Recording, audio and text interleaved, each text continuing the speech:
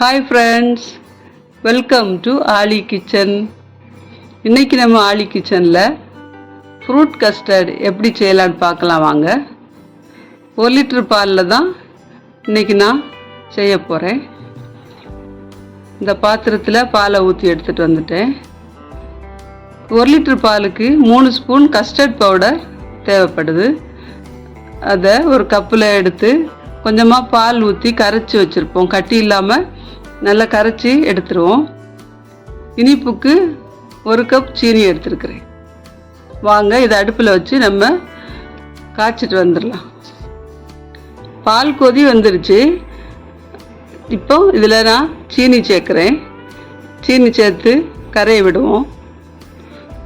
சீனி கரைஞ்சதும் அடுத்ததாக ஏற்கனவே நம்ம கரைச்சி வச்சுருக்கிற கஸ்டர்ட் பவுடரை லேசாக கரைச்சிட்டு கட்டி இல்லாமல் கரைச்சிட்டு இதில் ஊற்றி கைவிடாமல் கிளறி விடும்.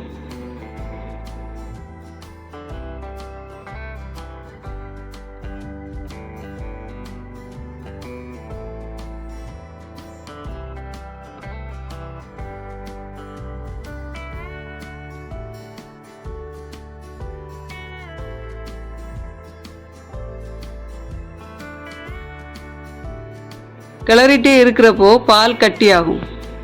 இங்கே பாருங்கள், பால் கட்டி ஆயிடுச்சு. பால் நல்லா கட்டியாகி வந்ததும் ரொம்ப கொதிக்க விட வேண்டாம். அடுப்பை ஆஃப் பண்ணிடுவோம். அடுப்பை ஆஃப் பண்ணிவிட்டு நம்ம ரூம் டெம்பரேச்சரில் இந்த பால் கலவையை நம்ம ஆற வச்சு ஆறின பிறகு ஃப்ரிட்ஜில் வைப்போம். பழங்களை எல்லாமே கட் பண்ணி எடுத்துகிட்டு வந்தாச்சு. ஃப்ரிட்ஜில் வச்சுருந்த பால் கலவையும் எடுத்துட்டேன். நம்ம கட் பண்ணி வச்சுருக்கிற பழங்களை ஒன்று ஒன்றா இதில் கலந்துருவோம். பால் கலவையில் நம்ம வெட்டி வச்சுருக்கிற பழத்துண்டுகளை ஒன்று ஒன்றா சேர்க்கலாம். மாதுளை முத்து, கருப்பு திராட்சை, மாம்பழம், வெள்ளை திராட்சை, பப்பாளி, வாழைப்பழம்,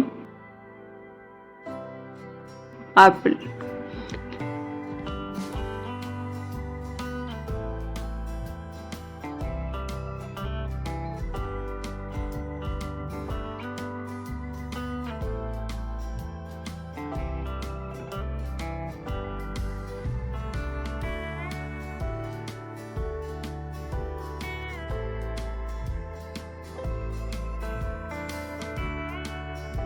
பத்து முந்திரி பருப்பை மிக்சியில் கொரகொரப்பாக உடச்சி எடுத்துகிட்டு வந்திருக்கிறேன். அதையும் இதுலேயே சேர்க்குறேன். சேர்த்து நல்லா கிளறி விடுவோம். நல்லா கிளறி விட்டு மூடி போட்டு ஃப்ரிட்ஜில் வச்சுருவோம். நல்லா ஜில்லுன்னு ஆன பிறகு எடுத்து பரிமாறலாம். சுவையான சத்தான ஃப்ரூட் கஸ்டர்ட் ரெடி. இது மாதிரி நீங்களும் உங்கள் வீட்டில் செய்து பாருங்கள். எப்படி வந்துச்சுன்னு எனக்கு கமெண்ட்ஸில் சொல்லுங்கள். ஆலி கிச்சன் சேனலை சப்ஸ்கிரைப் பண்ணுங்கள், லைக் பண்ணுங்கள், கமெண்ட்ஸ் பண்ணுங்கள். மீண்டும் அடுத்த வீடியோவில் சந்திக்கலாம். நன்றி.